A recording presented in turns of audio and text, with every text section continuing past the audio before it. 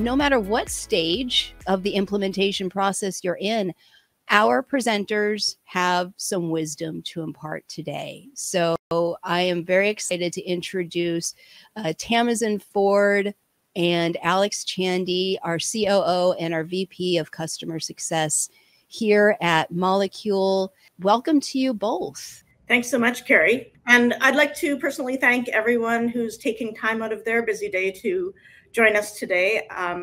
Alex and I, in our roles, are deeply involved in implementations here at Molecule. We work across a range of commodities and customer types or business models.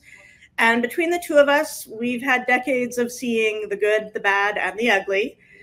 So we're here to share war stories, talk about our go-to approaches, and ideas that we have about making ETRM implementations work, and specifically making them stick. Adoption is one of the go-to words, and really focusing from a change management perspective today. It's not to say that we have all the answers. I'm sure that many of you here have been through some of these challenges yourself and emerged stronger on the other side and have stories to share of your own. But as we acknowledge, we learn this through experience, and so hearing other people's experiences is often a very valuable way to prepare yourself and to gain lenses or frameworks that you can apply. We can all agree that people naturally dislike change. So if this was a story, the name of the villain would be resistance. I mean, if you look at this slide, how many times have you heard someone say this or really say something similar that implies this feeling? We've always done it this way, and there's so much subtext to it. You're disrupting things, you're making life harder on me. Why can't you just leave me alone to do my job? I know what I'm doing, and you might not know all the details. Things are just fine the way they are at the moment. I'm okay with a little bit of manual work as long as I know how it all goes, and on and on. There's a whole pile of reasons, rational and emotional, that come up that cause this resistance. And it makes sense. I mean, change is the enemy of comfort. It causes a sharp increase in cognitive load because now as a user, you have to think where previously you were on autopilot. You have to learn something new. You have to do something new. It represents unfamiliar territory. Here be dragons, right? You've unknown challenges, risks. And then your old tools and approaches may not work in the new environment. You may actually be losing some things, and you don't know what you gain in return yet at the beginning. So at the very least, we're asking the users that they're going to have to try. They're going to have to adapt. They're going to have to, make all of these things that are disruptive for them for the good of something for them, hopefully, and for the entire company is going to be beneficial in the long term. But in order for that to happen, we have to bring them along. And Tamazin, I guess the other context to add to that is, this is all done while they still have to do their day jobs, right? And yes, they already have deadlines, they have processes that need to be run, dependencies that other people have on other departments, other workflow. And so this is an extra burden on top of everything that they already need to do, because the business doesn't stop just because you're implementing new software. Yeah, 100%. So Alex, do you have some ways that you think about in terms of frameworks or ways to sort of structure how you work with people when they're sort of this mess of emotions and resistance?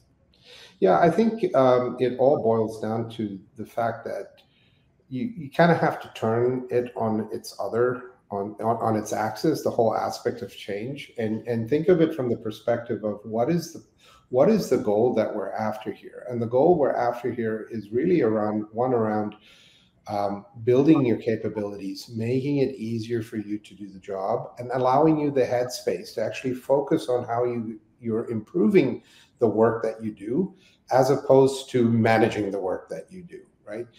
At the end of the day, this is one of the aspects of putting in new software, putting in new applications, is really around getting some of the drudge and the work out of it, and allowing the user more headspace to really focus on the actual tasks that need to be done, as opposed to managing the data or managing spreadsheets or managing processes. And I kind of feel that that's the exciting part of all of this. And that's what kind of gets lost, because we tend to focus immediately on, hey, what are the processes and what is the technology? But really, at the end of the day, those two things are the enablers. What the real outcome that we're looking at is, how do I make things better for you? And how do I allow you to bring the benefit of the experience that you have doing this work and actually be able to innovate and do it better and become a leader and show people and show your department and show your peers better ways of doing things, because you're not mired in the muck. Yeah, yeah. And essentially what I'm hearing from you there is that inspiration and vision is one of the best antidotes to that fear and resistance. Exactly. And when you think of it in that aspect, it's really around setting in place a strategy that puts those new capabilities front and foremost. And that's what we're going to talk about here. We sort of distilled it into 3 general categories, which is education, persuasion, and listening. Each one of these would probably be a webinar all by themselves. So we're going to try and distill sort of our learnings and our experience around all of them. But these are 3, maybe often overlooked because they fall under change management. They fall under, your typical software deployment methodologies talk about people and process and technology. Everyone sort of jumps onto process and technology because they're very defined. And people is this amorphous term, right? It doesn't really mean anything. It's like, well, you have to train people, you have to document stuff for people.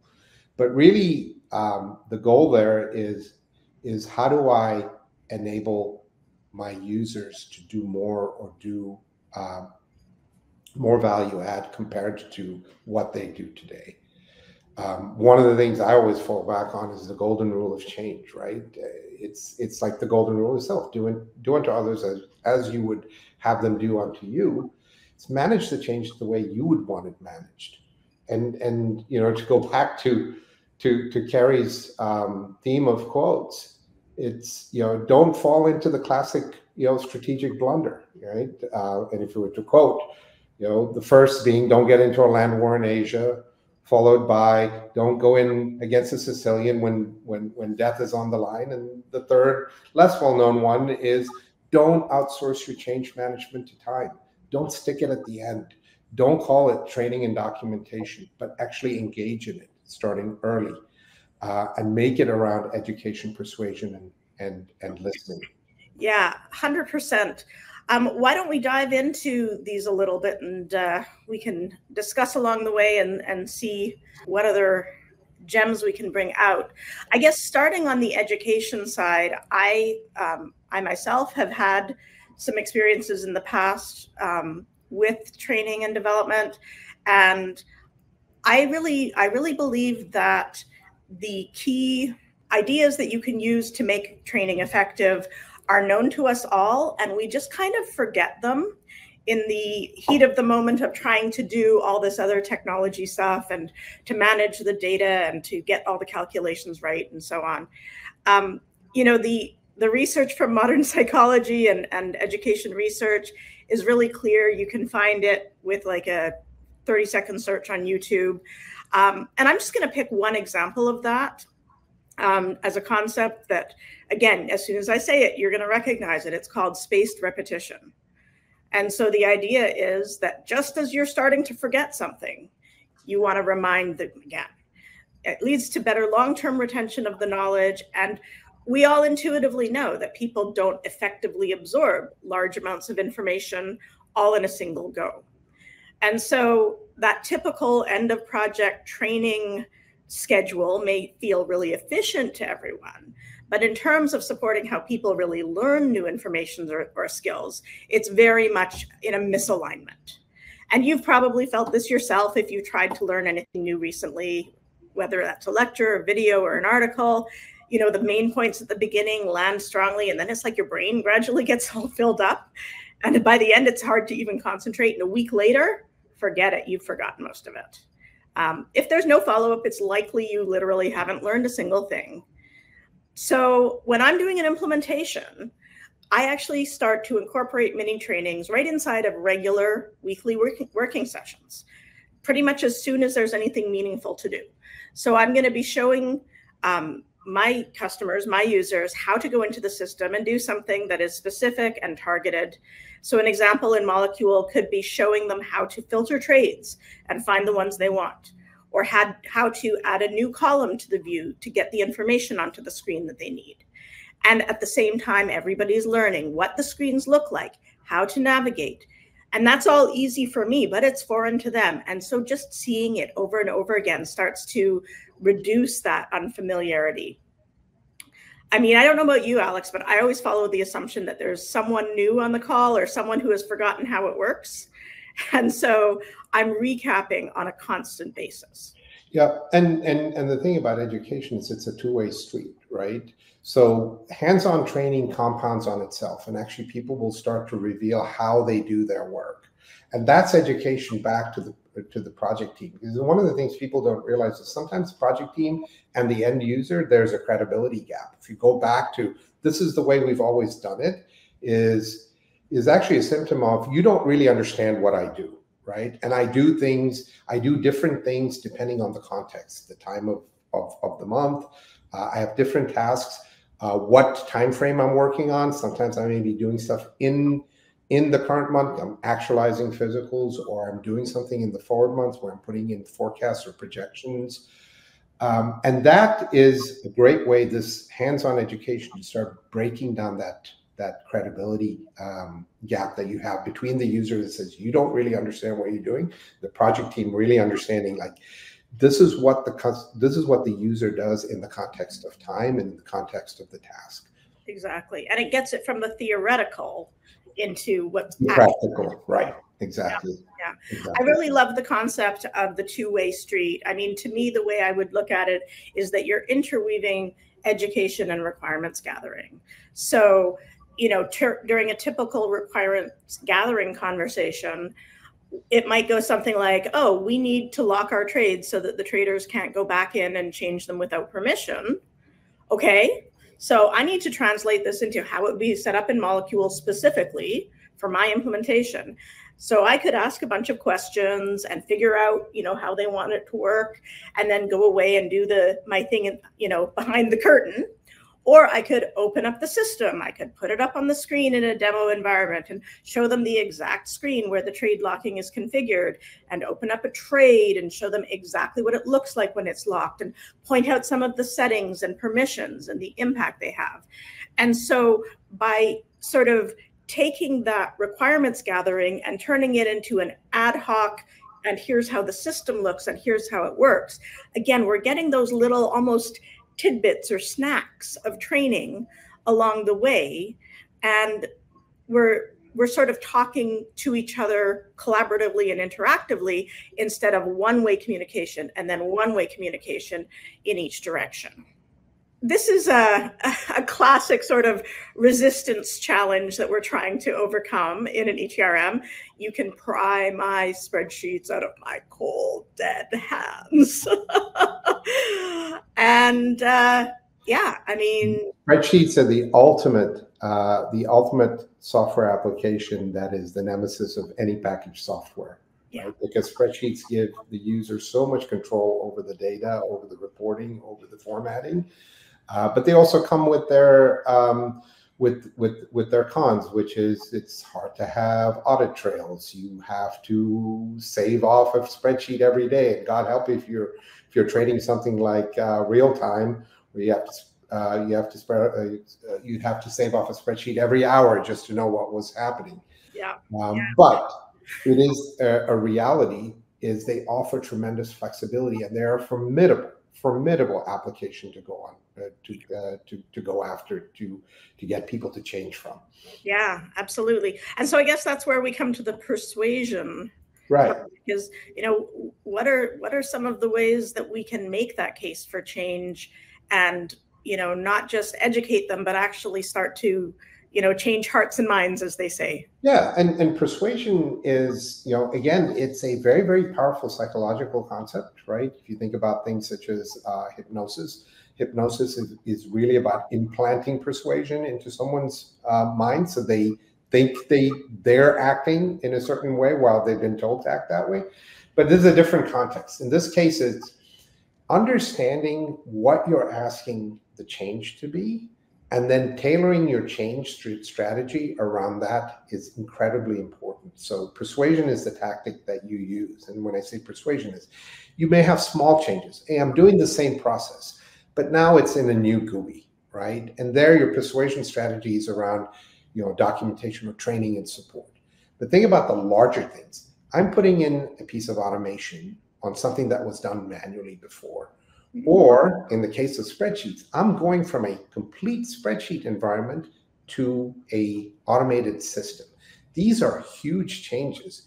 And here the persuasion strategy is one around building trust. And you build trust around proving concepts, doing things iteratively, starting smaller, getting the user to trust the system. Not black boxing automation, allowing them to look inside so they understand what's going on, so they can feel comfortable or even troubleshoot it. Yeah. And that concept is really around, you are focusing on proving the concept to get the adoption, as opposed to trying to look for an end outcome, which is how quickly can we get this to a scale by date. Right. Get the customer or the user completely comfortable, and then the benefits multiply, because once they believe and they understand, you now have the testimonial, you may have the business outcomes as well that allow you to scale that. I mean, we have two customers currently, two radically different customers. We're a very large organization, small organization, that are both transitioning from spreadsheets in very, very complex trading environments, and both of them naturally came to that conclusion is, hey, let's start with one or two projects. Let's get everyone used to using the application, gathering their feedback, making the configuration changes or the slight enhancement changes, so that we can roll this out in a much faster and a much more acceptable way. So it's sort of like slow down to go fast mentality. And that is something that it's never one size fits all. Right. Understand the change. Yeah, the classic, psychological concepts of persuasion. I mean, persuasion isn't fast talking, right? It's actually, it's real, it's doing, it's showing the social proof, it's allowing people to test it and prove it to themselves. And as you say, it's like that thin edge of a wedge where you get certain distance and they become, the next turn of the flywheel or the fuel for the next go round. So the third aspect, which again, it's when people say, I have deadlines, right? I have deadlines, and I need to get this done by a deadline. That comes into the third aspect, which is listening, right? Are you really listening to what the user needs to get done? I think it's really tempting to think if you're educating and you're persuading, then, you've done your homework, you understand it all. And so this is going to be, a slam dunk. Of course, I'm like giving them all the right arguments. I'm showing them the process. I'm, doing it all by the book. But again, like, these are people, not, machine cogs or something. It's, they're going to respond the way that they respond. And, the adoption long-term is going to ultimately succeed or fail based on their actions, not ours as the vendor for sure. And maybe not even the implementation team within the customer. So, I feel like the number one thing on listening is that it's very much like my argument on the training, right? Don't wait till the end. Don't, do all of the requirements gathering and setup and then present it fait accompli and say, okay, so now you can give feedback, when you really mean, well, if you give feedback, we're going to whine about, it's too late and it was going to delay our go live date. And, really there's no chance for feedback at that point. The listening tour, as they sometimes call it, starts on day one. And I would say one of the biggest things from the vendor side is I'm trying to make sure that my counterparts have brought all the right people in, so that we're hearing that feedback from, everybody from the, if there's an accounting clerk, if we're going into the back office, all the way through the middle office, and what do the risk managers think, and then the front office and what the traders are saying, because they all have such different needs and perspectives. Yeah. And then there's also two aspects to listening. There's the reactive listening. So you give people the opportunity and then they tell you things and then you react. So in that feedback loop. And then there's also proactive listening. So for example, having the vendor, in our case, in Molecule, we can share how are the customers using the data? What screens do they go to? Where do they get stuck, right? How long does it take them to get a particular task done? Sharing and being transparent around where are the bugs, where are the issues that they raised, and how quickly did we pick up on them and solve them? Because that builds credibility with the user as well. Being transparent around this, it's one thing to listen and then never do it, it just goes into a black hole. And the other thing is to always be transparent with what you heard and what actions you took. Yeah, 100%. I think that sometimes when we make project plans, we tend to have all of the big obvious stuff on them.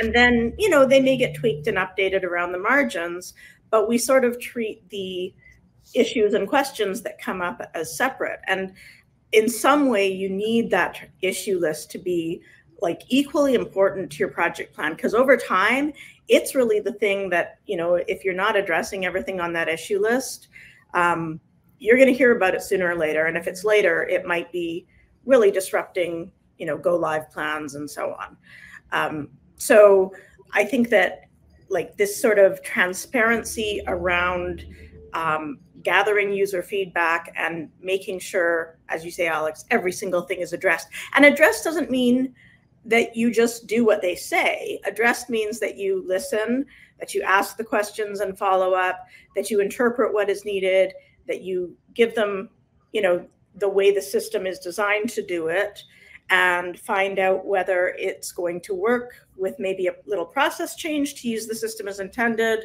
or whether it requires a workaround, or maybe even a feature or enhancement request. Yeah, and sometimes just the opportunity to talk it through gets the user to realize, this is something that probably belongs in another system, rather than making this system bend to do something unnaturally. Can you build me an integration or a report that would help me out? Sometimes that is the ask at the end of the day that you uncover, rather than, can it do this? Yeah. And with that in mind, one of the things that I'm trying to do on my implementations is to communicate, especially to the leadership of the customer team on the project, here is the set of tools, the toolkit that I have available. So as you mentioned, like sometimes doing a report could be a workaround, because, sometimes there will be the kind of question like, well, can you stop a user from doing X? And, oftentimes my answer will be, well, rather than stopping them from doing it, because, the system is just probably recording what they've already done in the real world anyway. Maybe instead what we should be doing is surfacing it through some sort of audit report, so that you can, address the fact that it's happening in the first place. And, that's a tool that's at our disposal. And over time, they'll start to think that way too. Yeah. So I have one more of these resistance slides. Yeah, it's again back to the trust issue, isn't it? Right? It's like, I don't trust unless I've done it myself, which is, I think we touched on the point a bit earlier, is try not to black box stuff. Especially today, where there's such a push on digitization and analytics and, God help, AI, right? This is going to be more of that. I don't trust what your box did. Educate them, enable them to understand how the system is doing something, how it thinks about it, so that they themselves can troubleshoot it. I like this bit of an analogy. It's not an ETRM analogy. I think about pilots in a modern airplane. A modern airplane is so highly computerized. It is so highly networked that it can literally fly, take off, and land all by itself with minimal guidance. Pilots themselves have to go through incredible training, because what they are trained to do is understand why the plane is doing what it's doing. So they understand the mechanisms and the processes that are giving the inputs, and therefore how the plane is reacting to those inputs, so they can troubleshoot. And that's what gives them the confidence to use an autopilot system or an auto land system and know when they need to intervene or when they don't need to intervene. Now, it's a bit of it's an extreme example because they have redundancies in an airplane, but it's the same thing. It's the trust to understand the process behind, to where the person will then value the time over the accuracy or the precision that's coming out of the system. And that's where you want to get them to. All right. So I think we gathered up a few tips and lessons learned. A bunch of these have come up through our chat so far, but one of the things that we didn't really talk about is how manual processes can be sort of I guess a yellow flag, I will say, maybe not a red flag, but a symptom of a deeper issue, and kind of looking at, well, why do you have a manual process, and maybe why are you even preferring to keep it manual? What does it mean to you? Yeah, absolutely. A lot of times manual processes exist because there's an issue with the data. Either the provenance of the data, or what is the most updated data that I can get. I can get better data than what a source system can. So I am manually intervening.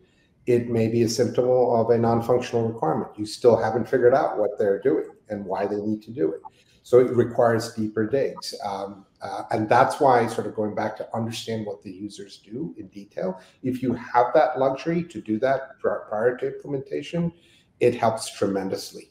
It helps tremendously with uncovering all these NFRs or data issues that you have. Absolutely. And the fourth one there about the continuous improvement and feedback loops. Like, I know I sort of mentioned the project plan before and how it has to be, updated and supplemented with a live issue log. We know if you need to, have an airplane or a spaceship, right, to fly the moon, that you're going to do waterfall software. You're going to plan it all in advance, and then you're going to do it all. But in the real world, this sort of ability to cycle and loop and get feedback. Yeah, and this is sort of what I alluded to in the beginning, is really the outcome around capability development that you want to get to. This is the prize that you're really looking for. The prize is not deploying an application within a certain budget or time frame, even though we know those are important things. What you're trying to do at the end of the day, and this is what the change process actually institutionalizes, is embedding the knowledge. Building or tuning continuous improvement forecasts, because now you can track things at a much finer granularity. But I think the biggest prize, which is sort of monetizing the first two things, is really allowing your users to identify innovation. It could be small innovation. We're not saying that they're going to change the way you run a refinery or a pipeline, but the ability for them to have the freedom to innovate in the way they work and make things, streamline things, because now they're thinking about their function versus working on an application, or God forbid, a spreadsheet to just get what needs to be done for the day. You're allowing them the ability to actually innovate on their work, and what comes with that is the responsibility for you to capture those things and champion them. Yeah. That's the goal at the end of the day. Well, I think you've done a great job of bringing us back full circle and leaving a bit of inspiration there. So maybe now's a good time to open things up for questions. Excellent. Well, thank you both so much. What a great discussion. And as I put into the chat, if you have any questions for our presenters today, go ahead and put those in the chat for us. And, let's kick things off with this question. So, having been through many implementations, from your experience, what are your top do's and don'ts that everyone should know as they start an implementation? So thinking about what that one thing is that they should do or not do to make the implementation go smoother and more efficiently. I would start saying preparation is probably the best formula for success. if you have the ability to really understand and map out what your users do, and I'll give you an example. This is prior to Molecule, was on a system implementation where they did have the budget to go and hire a consultant to say, okay, what do our target users do, and what do we want this application to enable? And they had beautiful SIPOC diagrams and workflows and level 1 through level 5, but really they were just taking a snapshot of what someone did in general. It's really understanding, okay, at the beginning of the month, the middle of the month, the end of the month, these are the things I do. It takes time and it takes effort, but if you can map that, that gives you such a leg up into the implementation process and into the fine-tuning of where do I want the system to enable, where is it that I require accuracy, and where is it that I require precision, because these things tend to be just sort of smashed in, and then it becomes a race to the bottom to manage budget and timeframes, and everything gets thrown out. So that would be my first do. And it would also be my first don't, which is don't go into it blindly. Yeah, I think from my side, my main do would be to get the right people identified and involved, and, you know, to have a plan for how they get brought in at various stages of the project. So, you know, you need to have a balance. Like, you don't want to have your back office team sitting through all the nitty gritty of how traders are going to enter trades into the trade screen. But at the same time, you don't want to be leaving them to the end and finding out that they had something that the traders needed to be capturing at that moment. Otherwise, the accounting isn't being coded correctly. And so, you know, knowing who are the people who know all these things and how do they get pulled in at the right moments is really critical. I did have one customer where, rather than having a single person running the project, they ended up making it a team of 3. They had a senior person from each of front office, middle office, and IT. And the 3 of them worked really well together. The front office person took a bit more of the lead, but it was really the 3 of them together that were kind of like, you know, the executive committee almost on the project team. And so, like, having the different perspectives planned for and incorporated early on meant that we weren't scrambling later on to say, oh, well, what about, you know, the back office perspective? Yeah, having that team of representatives, they're representing the needs of their particular part of the implementation, and you know, that's really important what you bring up, Tamazin, and so you don't have all of the wrong people on there at the wrong time. This one just came in from Joanne. What strategies do you use for trade migration and reconciliation on an implementation? I mean, I guess the first thing is that it depends on the scope. I would probably immediately say, you know, try to break that trade population apart into the relevant pieces and migrate and reconcile each piece, because I think we've all been through it, right? The larger the data set, the harder things can be. And especially because if there is an error and, say, you know, a field doesn't come across and it needs to be reloaded or something like that, then large populations are just simply more time consuming than small populations for all of those things. So that would be number one. I think that number 2 is that, you know, as far as the migration goes, like, I come from a very molecule-centric perspective. And so for Molecule, the trade loading is sort of preceded by product setup. And you have to get the product right in order for the trade to come in and use it. So a big part of it is, like, spending the time with the product analysis such that the trades come in with all the attributes they needed. And then, you know, on the reconciliation side, so generally speaking, you know, I think it's probably a lot of the standard strategies that you would imagine, right? You're going to reconcile based on your quantities, right? You maybe slice and dice by your tenors, by your products, you know, essentially looking at it and saying, do all my Henry Hub trades in April 2024 add up to, you know, the right number that compares to the spreadsheet. But there is a trick that I also like, which is that if you take all the trades from your original load, which is often in the format of a spreadsheet, and then you take all the trades that are extracted from molecule and you change the sign on one of them and you add them together, then you can actually reconcile by looking for ones that don't sum to zero. And then that can be a kind of neat trick to find the places where things aren't matching. The other thing, Carrie, is, you know, sometimes there's a decision, and it's not a light decision to be made at the beginning, and that's dependent on where your starting point is.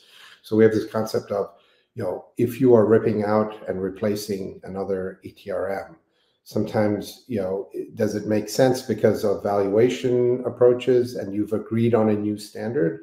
What point do you start forward? Do you go back years and replicate trades that are no longer active, or do you start with all your active trades?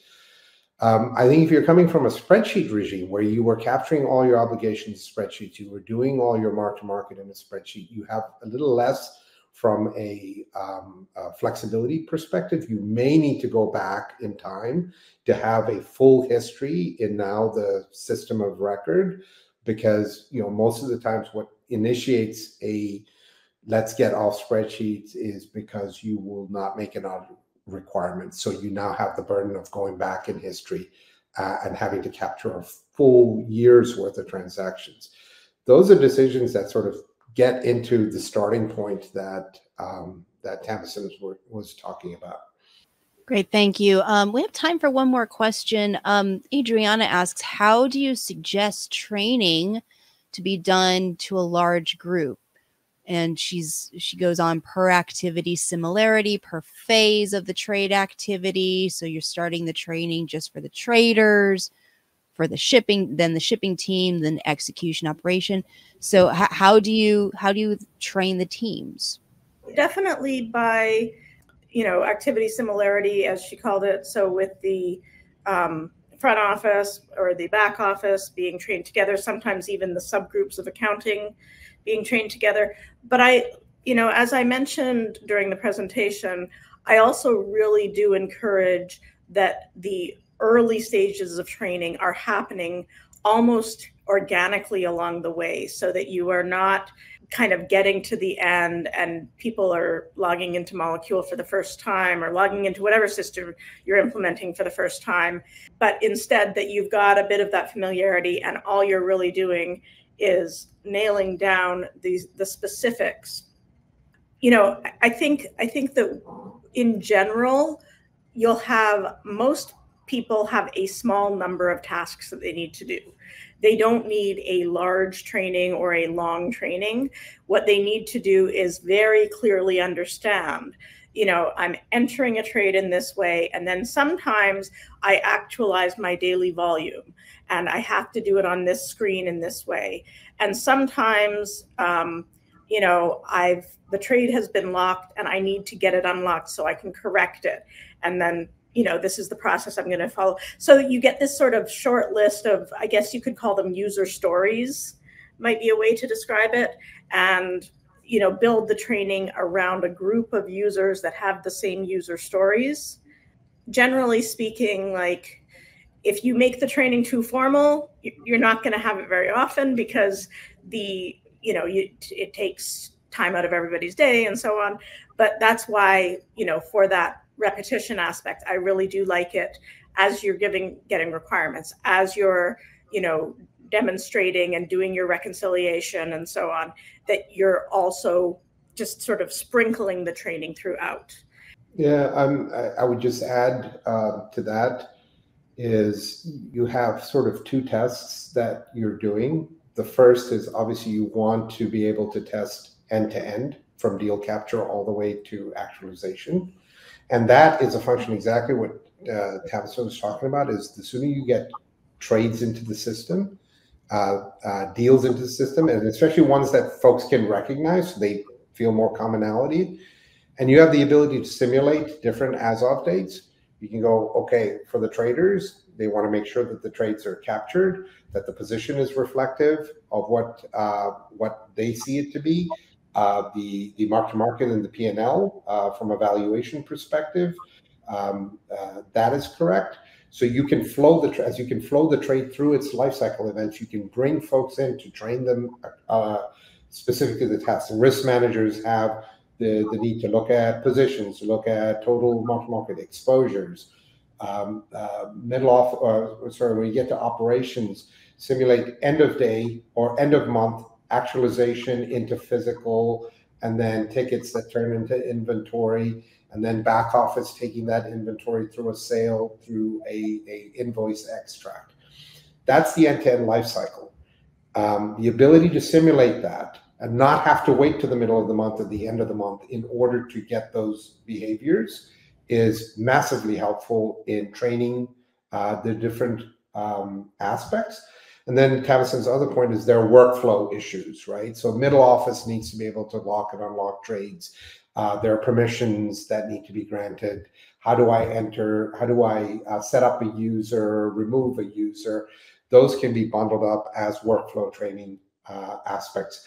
And that's kind of how you manage the team. So it's not, we have everything in, and then let's run a test over 1 month so we can do everything as the clock clicks through the appropriate time of the month, is doing it through the configuration and setup process, so that as you get closer and closer to go live or run parallel, you have teams that exactly know what it is that the system can and will do for them, what reports they can generate, and then what the handoff looks like to their upstream or downstream colleagues.